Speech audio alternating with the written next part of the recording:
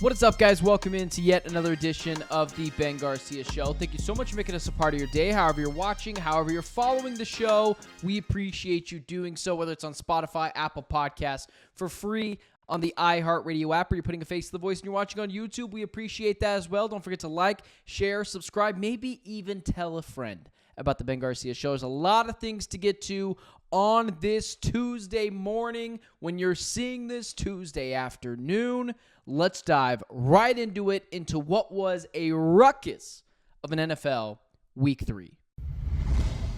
Let's recap what we saw on Monday Night Football last night. Let's get started with the game that was just a ton of fun. Everyone was talking about it. No punts, no turnovers, and I think it was like 80-plus years in this game. Let's start with the losing team first. This is where I will take my victory lap just a little bit on the Ben Garcia Show, because I tried to tell everyone the Cincinnati Bengals were going to be the obvious team to pull back this year. This comes as a 0% shock to me. This is a team that was distracted. This was a team that was pretty much downplaying the fact that if their quarterback gets injured one more time, they might have to be on the precipice of drafting yet another quarterback given the injuries.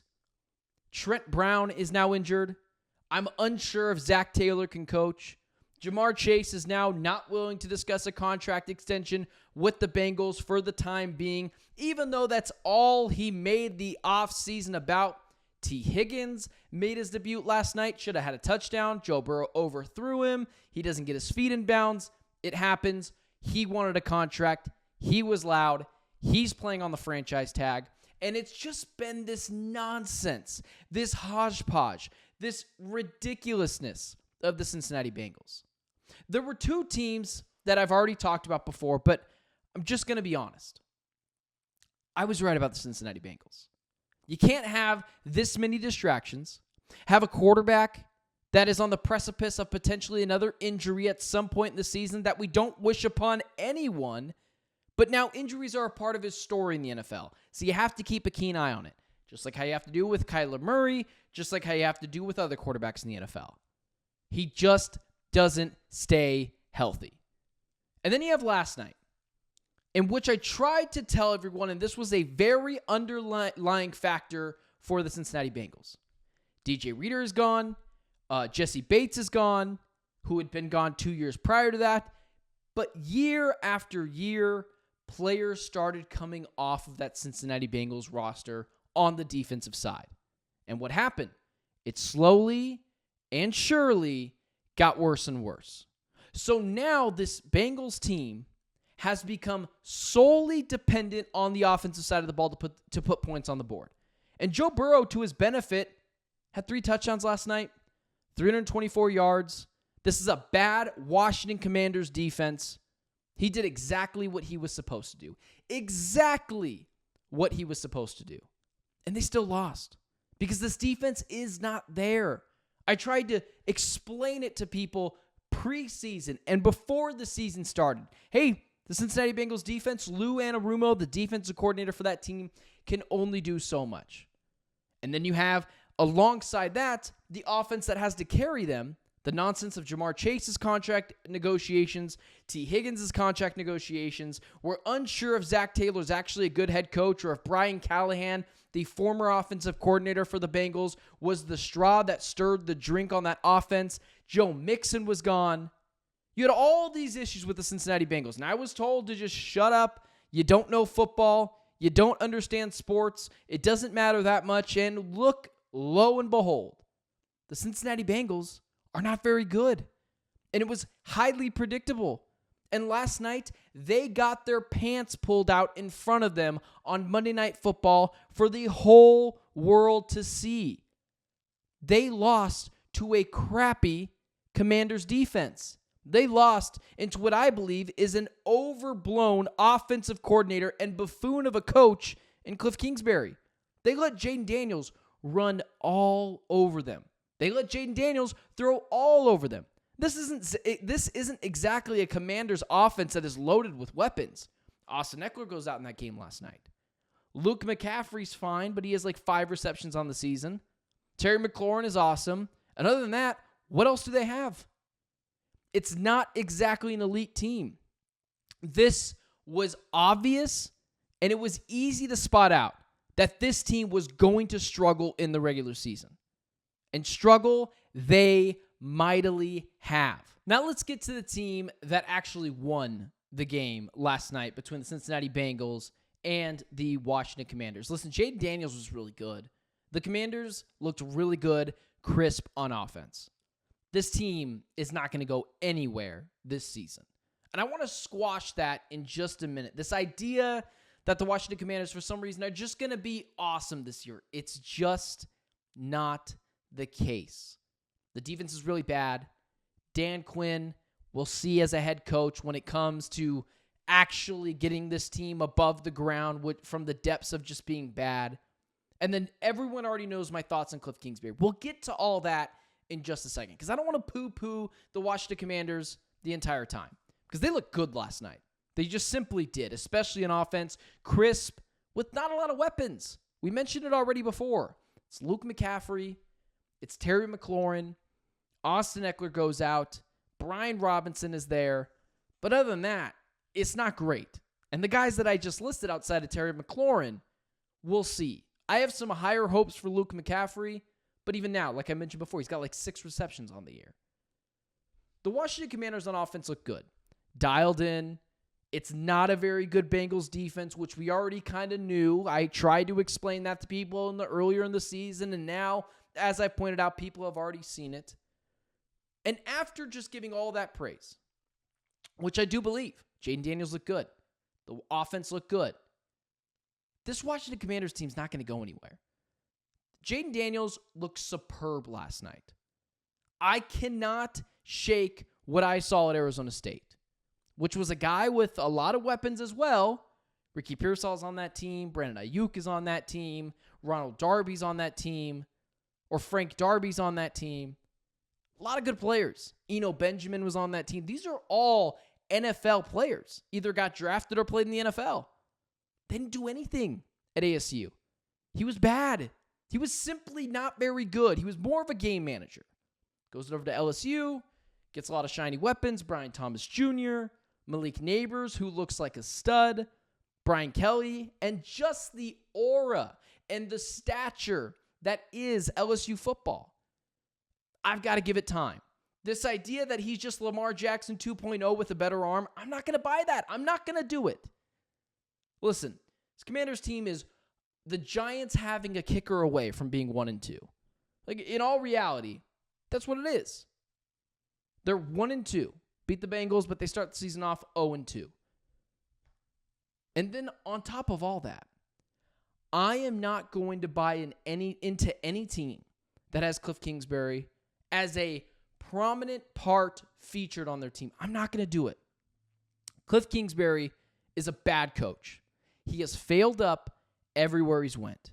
USC last year with Caleb Williams had a down year. Shocker. Cliff Kingsbury is the quarterback coach there. Texas Tech, he's virtually fired. With the Arizona Cardinals, did this just to do this on offense. And very quickly, I might add, was not interesting, was not different, did not have different schemes on offense. This is what's going to happen. I can already promise you now.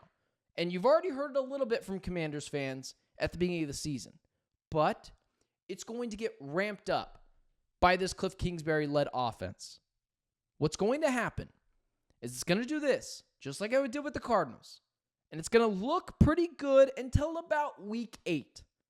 And then the offense is going to hit a wall.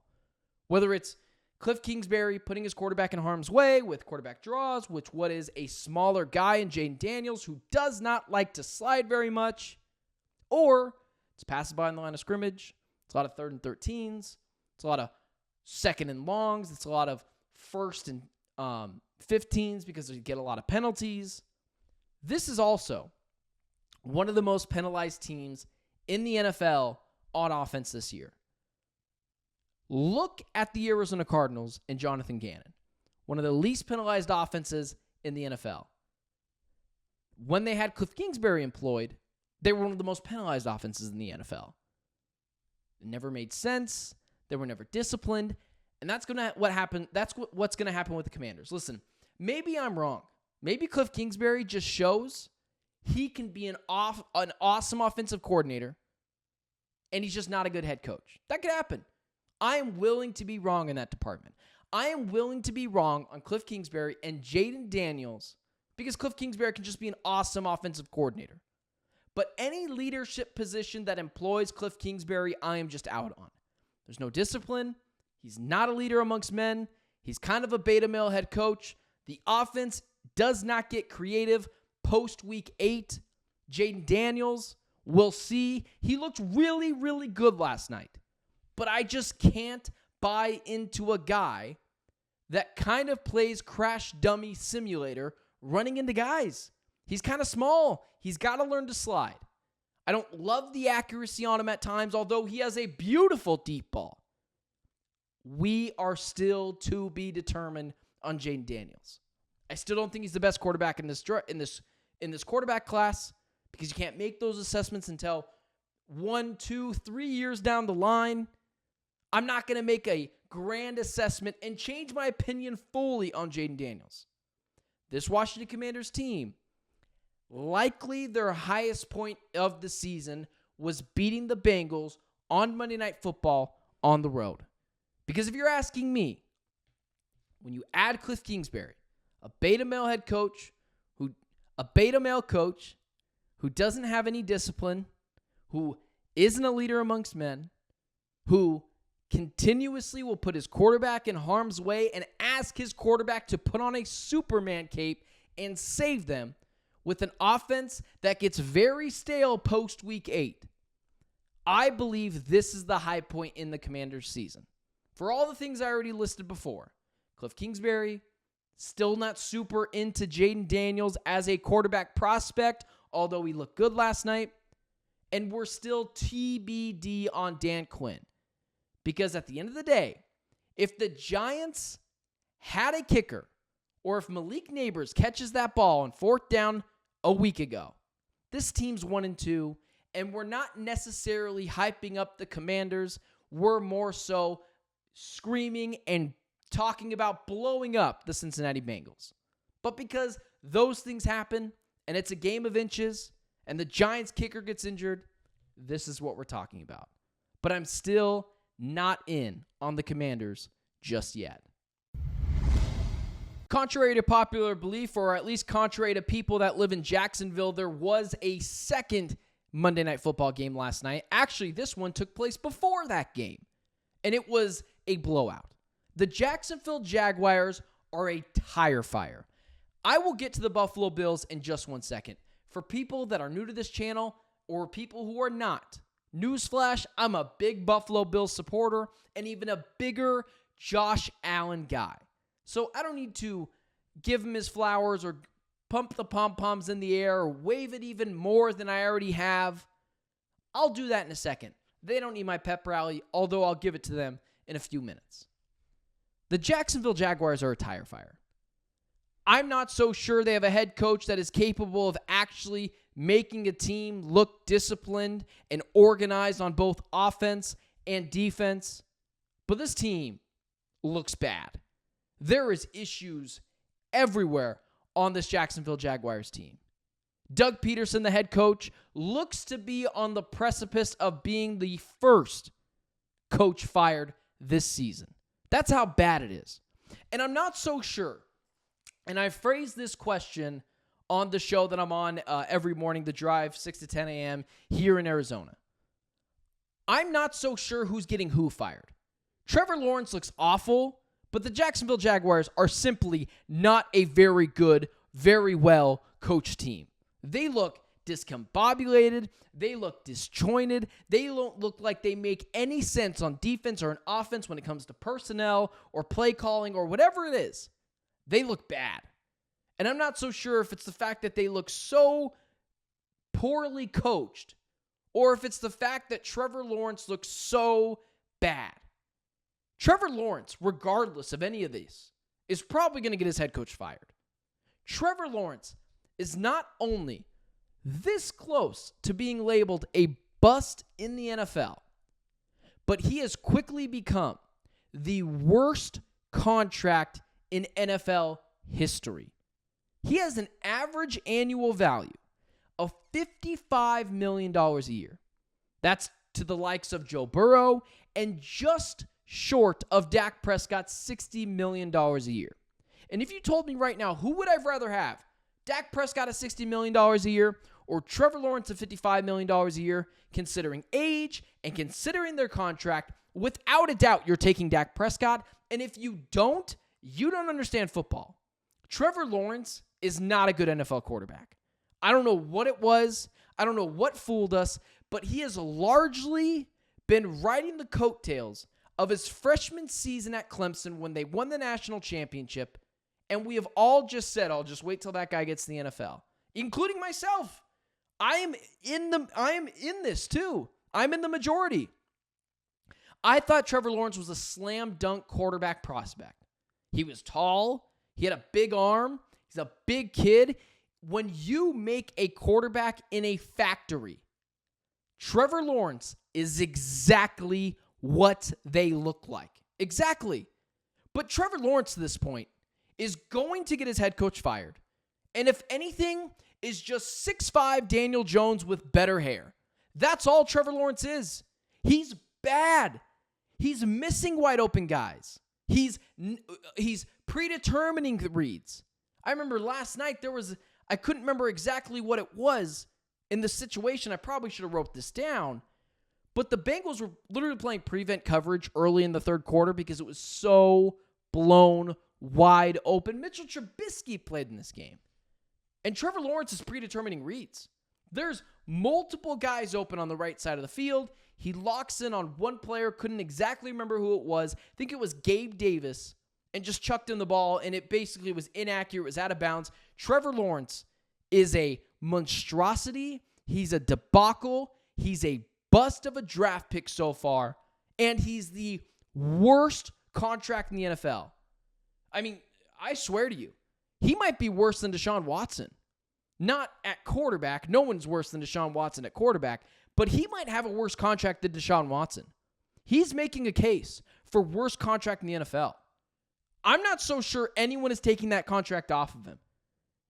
I mean, at this point, how far away is Trevor Lawrence from being benched? Like, realistically, how far is this guy away from being benched? Mac Jones came in last night. He was awful as well. Granted, he only threw the ball 8 times. But Trevor Lawrence, there's not enough words to say on what kind of a bust he will be if it does end up going that way for the Jacksonville Jaguars and Trevor Lawrence. He is missing the interception to Damar Hamlin from Trevor Lawrence was such a gift-wrapped interception to the Buffalo Bills. He missed his intended target by a good 2 feet, and the guy was wide open. There are serious either mechanical issues, cognitive issues when it comes to just the football landscape of things. His football knowledge has got to be lacking, or it's some sort of mechanical issue, or he just doesn't have the physical attributes, which even I don't believe, to make it in the NFL. I can't put my finger on it, but Trevor Lawrence is going to get his head coach fired, is already the worst contract in the NFL, and is seriously on the precipice of being one of the biggest busts in NFL history. That's how strongly I feel after watching the Jacksonville Jaguars last night. I thought that they were going to light a fire under them. They're 0-2. They got to win. I didn't think they'd beat the Bills, but I also didn't believe it'd be 47-10. I mean, you are hitting every panic button in Jacksonville. You are not ruling out drafting a quarterback this year. This team could be one of the worst teams in the NFL. That's how bad it looked. And it's solely on the shoulders of Trevor Lawrence and Doug Peterson. That duo is not working. They don't work individually. They're not working together. And the Jacksonville Jaguars are a tire fire. Now quickly over to Josh Allen and the Buffalo Bills. My golden child. I'm an Arizona Cardinals fan. I cover the Arizona Cardinals. I cover all things NFL over here at Fox Sports here in Phoenix. I think I just might ride the coattails of the Buffalo Bills and being right on that for the rest of my life. I just might go be a Buffalo Bills fan. I might just start jumping through tables. Josh Allen is stupendous. He's a magician. What are people seeing when they don't think Josh Allen is the second best quarterback in the NFL? What are people seeing when they don't think that Patrick Mahomes and Josh Allen stand alone in the NFL? There are some people that think Joe Burrow is the second best quarterback in the NFL. There's no conversation that Josh Allen is better. There's no conversation that Joe Burrow surpasses Josh Allen as a quarterback. There are some people already, well, C.J. Stroud. That's C.J. Stroud. He looks amazing. He is not better than Josh Allen. It's not close. Josh Allen is what you would make in a quarterback lab, similar to what I said to Trevor Lawrence. He's big, he's tall, he's thick, he's got a huge arm, he's accurate, and he's mobile. What does Josh Allen not have? And the Buffalo Bills, who would have thought getting rid of Stephon Diggs, oh yeah, it was me, that they'd be even better. Get that headache out of here. It's Khalil Shakir, it's Keon Coleman, it's Dalton Kincaid, it's Matt Collins, it's James Cook. And make no mistake, the offensive line looks good now. This is a more complete Buffalo Bills team, and it's led by the second best quarterback in the NFL. And I'm willing to listen to arguments that he would be just as good as Patrick Mahomes if those two switch teams. He is phenomenal. And I've always been right on it. I'll continue to pump out my chest that I was right on it. And when there was an article earlier this year from ESPN, from a bunch of anonymous players calling Josh Allen the most overrated player in the NFL, no. Brock Purdy is overrated. Josh Allen, to this point, is underrated. Because oftentimes, players and fans and media members will try to discount what he does because he threw too many interceptions. Well, guess what he doesn't do? Turn the ball over at all this year. Sorry that sometimes he had to carry this organization because they didn't have enough weapons, didn't have an offensive line that could block for him, didn't have a running back until late last year, that sometimes he threw an interception or two. Oh, I guess sometimes that happens. Josh Allen is awesome. The Buffalo Bills are awesome. They're right now, they're the most complete and best team in the NFL. I know the Chiefs are awesome. Maybe that's too far. But if the Chiefs are 1 and 1A, the Buffalo Bills are 1B. That's how close they are. Now, will the Chiefs beat them again? Maybe. They're really good in tight games. But I will not take any more Josh Allen slander. I will not take any more Buffalo Bills slander. This team is awesome. Let's wrap it up with everyone's favorite topic, the San Francisco 49ers, who lost again this weekend to the Los Angeles Rams. You know, I'm going to take another victory lap. We're taking a lot of victory laps today here on the show. I've talked about how I was just insanely right on Josh Allen. I've talked about how I was insanely right about the Cincinnati Bengals. And now we're going to talk about how I was insanely right about the San Francisco 49ers. I have a video on Instagram. Got 500,000 views. Maybe even more than that at this point. This time last year, it might have been a little bit earlier. It might have been right before the season started. In fact, I believe it was. I said last year was the San Francisco 49ers' last chance to win a Super Bowl. So I think it was right before week 1. I went on the Ben Garcia Show, which was formerly, I believe, the Daily Desert Podcast at that point. And I said, this is the San Francisco 49ers' last year to win a Super Bowl. And the San Francisco 49ers nearly won it. And I had cited that they were starting to have a money problem. Javon Hargrave, who has not been amazing, but he's been fine since being signed to the San Francisco 49ers.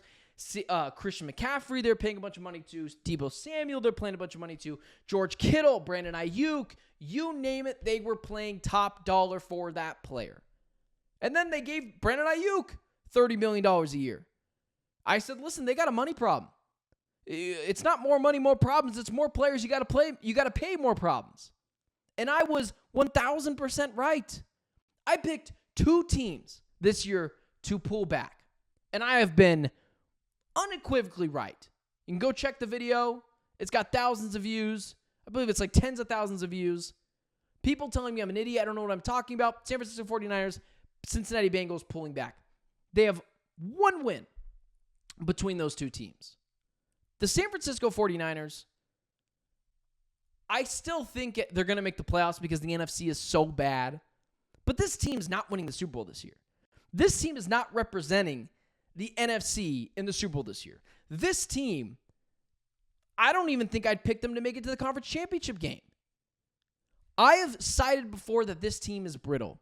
This team is fragile. Trent Williams has missed games before. Surprise, surprise. George Kittle's missing games. Surprise, surprise. Deebo Samuel's missing games. Oh, and I guess as well from what I cited this year, that one of the reasons I was pulling back on the San Francisco 49ers was they were just too distracted. Whether it was Trent Williams' contract, whether it was Brandon Ayuk's contract, whether it was the fact that CMC was not practicing, said this team, they're distracted. This team has real issues internally, and Brandon Ayuk is not good for that locker room right now. Christian McCaffrey's injury, that's been an issue. And it's all came to fruition. It's all came to fruition. The San Francisco 49ers, surprise, surprise, are hurt again. Brock Purdy played amazing. Now, granted, he played against a very much depleted Rams team. Everyone discounted Kyler Murray's performance. I guess we're discounting Brock Purdy's as well. I mean, that team is hurt everywhere. And they still lost. And that, I believe, was very much the beginning of the end of the San Francisco 49ers season. Collapsing against the Los Angeles Rams in a game in which you were in the driver's seat for, in which the Los Angeles Rams were missing everybody. Cooper Kupp, Puka Nacua, you name it, they were missing that player. And it's why this time last year where I said the San Francisco 49ers last year to win a Super Bowl was last year. Last chance to win a Super Bowl was last year. I was right. It's why a few weeks later, I doubled down on it. I said, everyone's still coming after me for this take. Guess what? Last year was their best chance to win a Super Bowl. It was not this year. And now at this point, George Kittle is injured. Deebo Samuel is injured.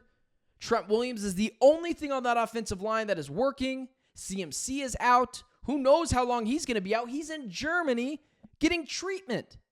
This 49ers team is in all sorts of trouble. Javon Hargrave out for the season. Just what happens. I continue to urge to people that winning a Super Bowl, winning a championship in any sport is just ridiculously hard. And you can't be distracted like the 49ers were all off season long, whether it was Trent Williams' contract, whether it was Brandon Ayuk's contract, whether it was all the chitter-chatter in the offseason. This team was distracted, and they were due for a market correction. And I was right on it. I was completely right on it. Let this video itself be one of my calling cards of guess what? I know football. Because I try to explain it to everyone. I tried to. This team losing against the Los Angeles Rams was just exactly what you expected from a team that was distracted, that was too busy front running, that now has a bunch of injuries. You can't lose that game. You can't lose that game. And I still believe the 49ers will make a very strong push for the playoffs, but you shouldn't pick this team to make it to the Super Bowl. You shouldn't pick this team to make it to the conference championship game. They're just far too distracted, too many injuries. Brock Purdy's going to be asked to carry them. Oh, and that Brock Purdy contract, if he plays decently well this year, which he already has, he's going to get $65 million a year. He's going to get more than Dak Prescott got. Because then he's going to say, I didn't have any of my weapons, and we still made the playoffs.